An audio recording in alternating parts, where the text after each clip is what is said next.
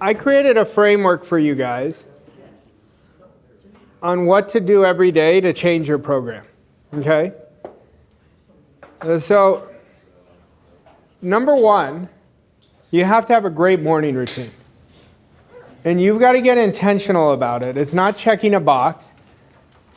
It is you reprogramming yourself every day in your morning.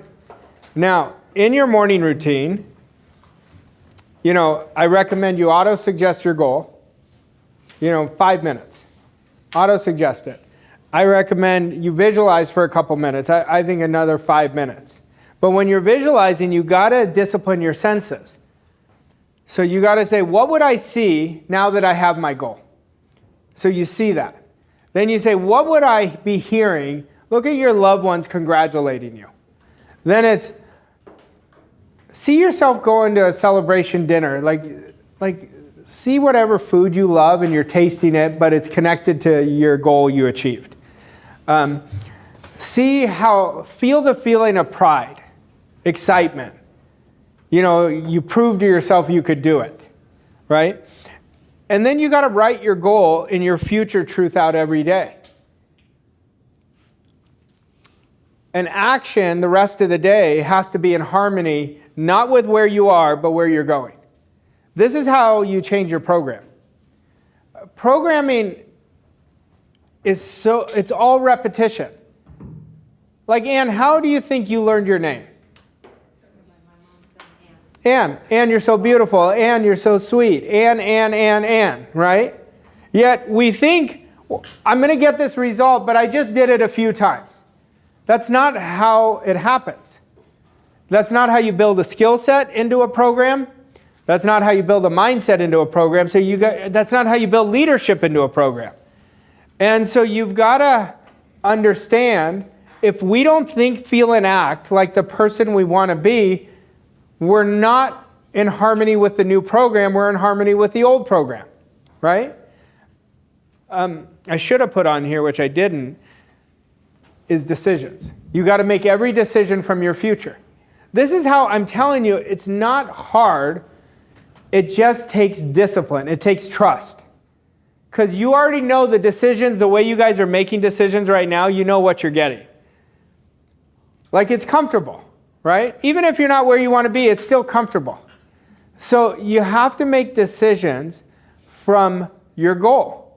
Now, what I want you guys to do the rest of these 2 days, I think you guys are too serious. I need you to loosen up. I need everyone to loosen up. Okay? I need you to participate more, because that's how you're going to get the most out of this. Okay? You guys, we're all the same. Okay? I'm no different than you, but we got to get loose. When you create your best results are when you're loose. Okay? So I want everyone to loosen up and start having fun, because you're going to create much better results when you're loose. When you're uptight, you're not going to create great results. It's too rigid, right? Here's the key with what we want. We have to trust what we want is happening. It's coming into form. Everybody has wants, so if it was just the wants, everybody would have them, right? But think about the wants you guys have actually materialized, is because you've trusted it coming into form. So you've got to build that trust. Your mind is so ridiculously powerful. Like, it is connected to infinite intelligence, right? It's like our connection there. And it's always communicating with us once we trust it.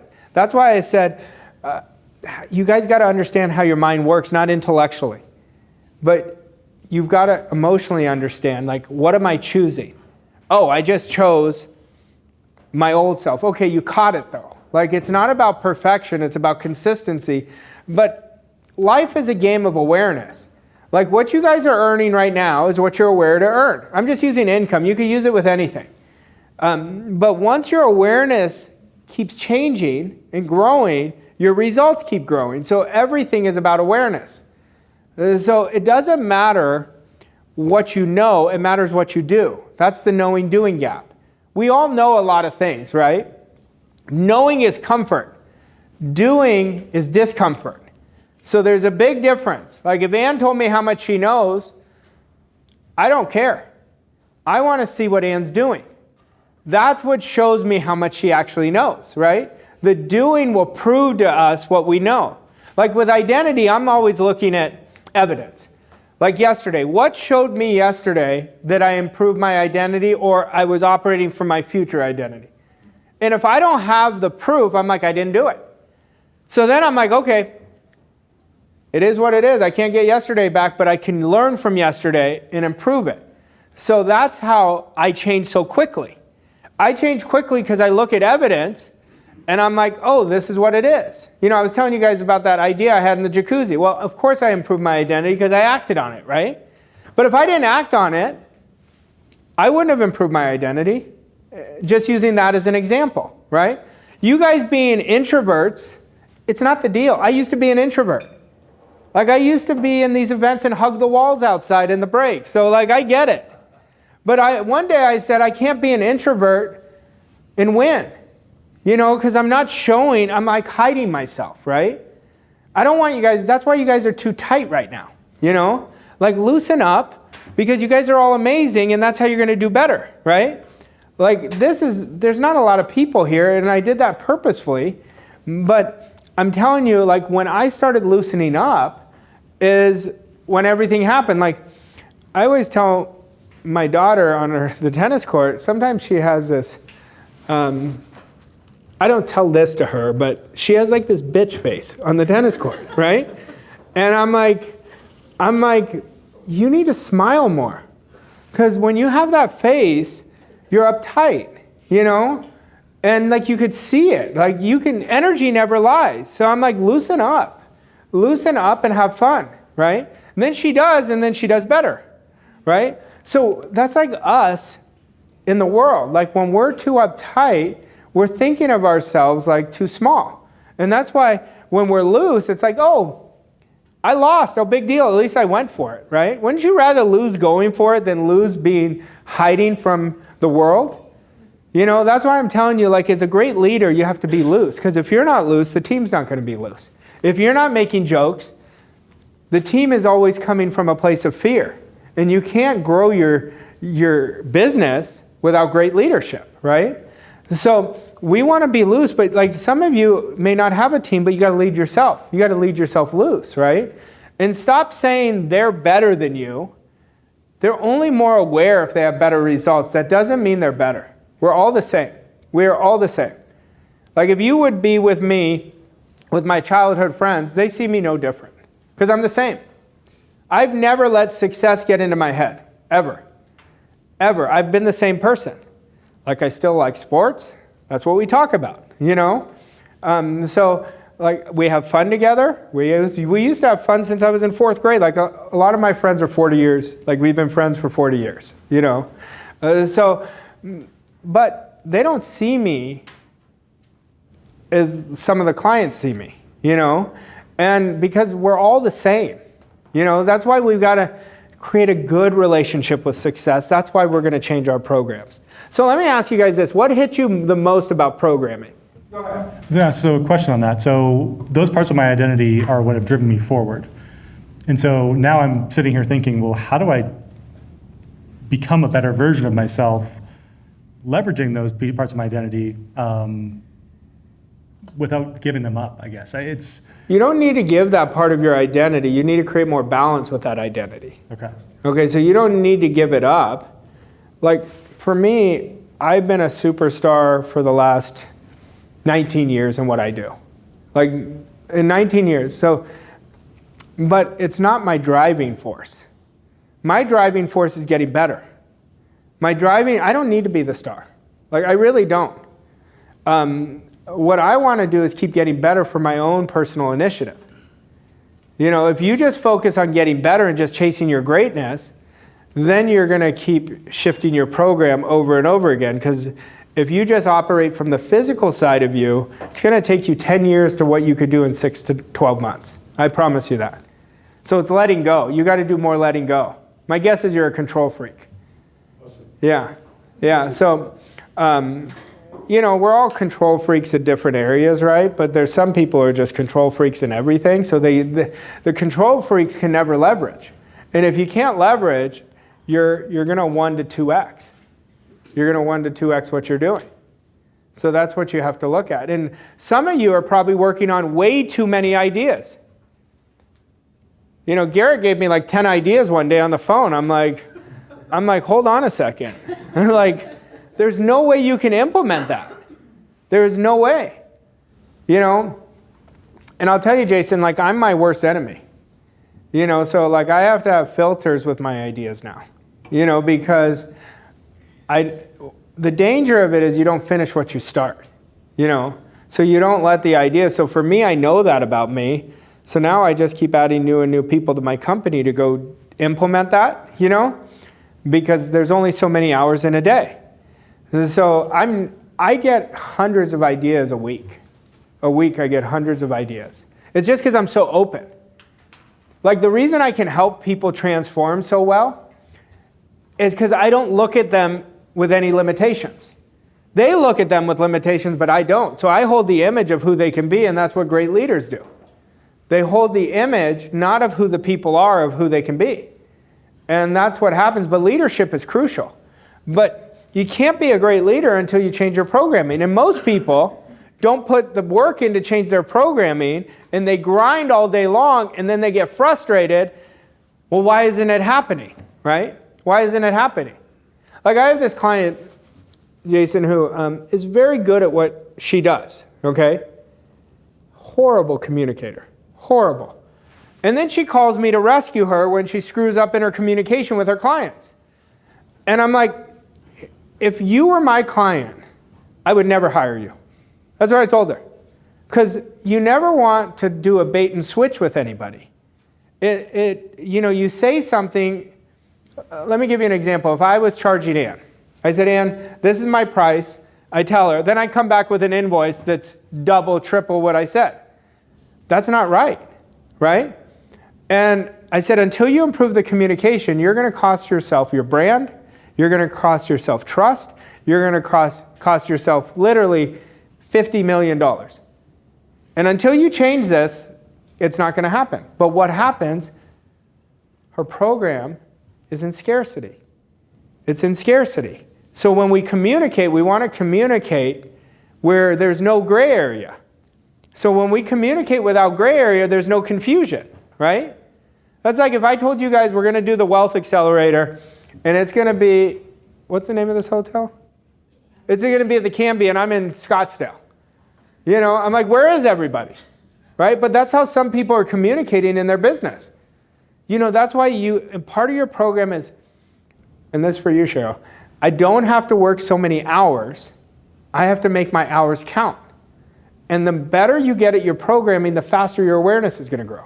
Then as your awareness grows, it's going to be easier to get your team's awareness to grow, because why? They're watching you.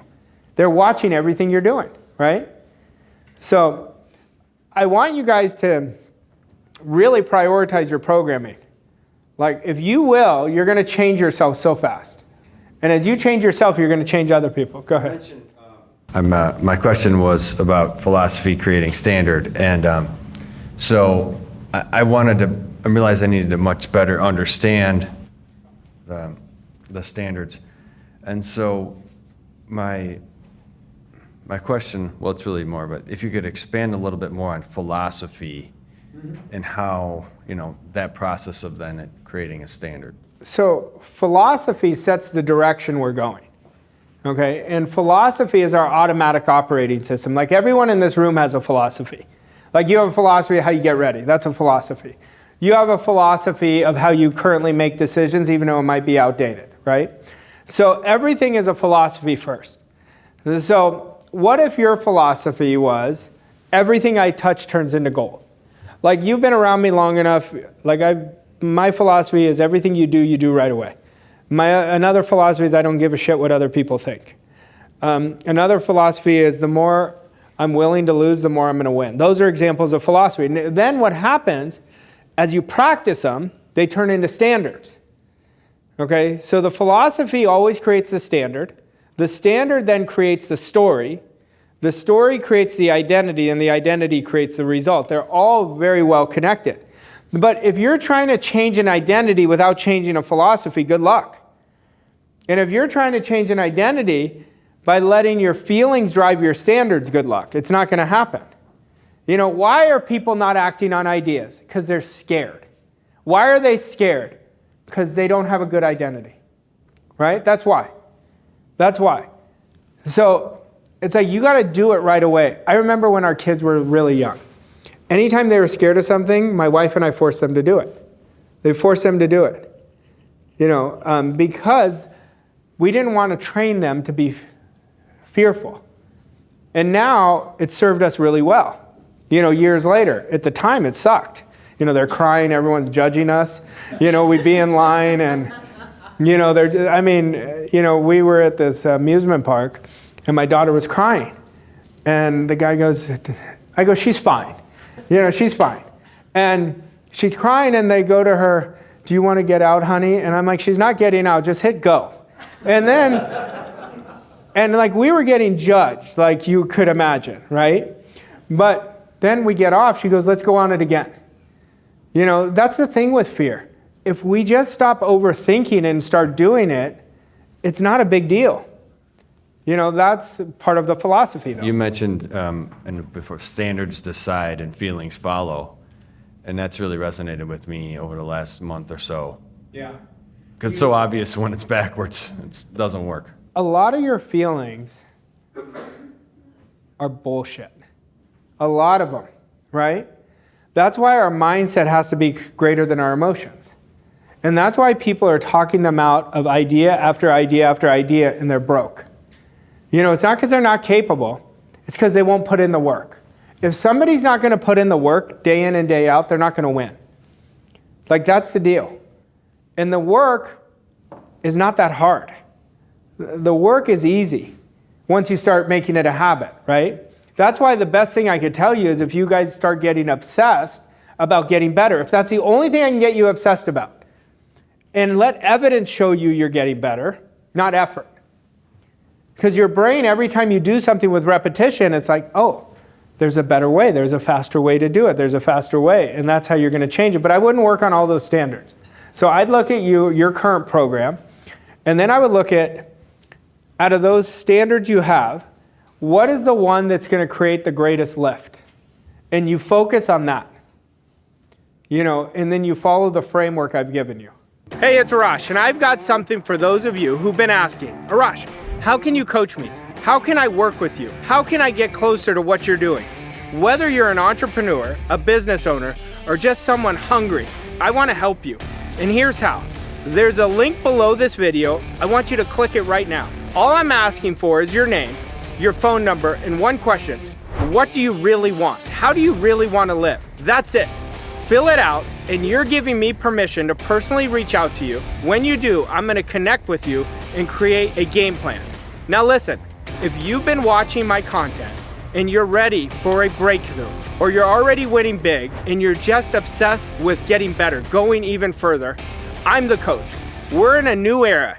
And when you click that link, you're saying, Arash, I'm giving you permission to stretch me, to push me, to bring me upwards. And I promise you, if you're ready, this will change your life. So stop waiting, click the link, fill out the form, do it right now, and I'll be in touch.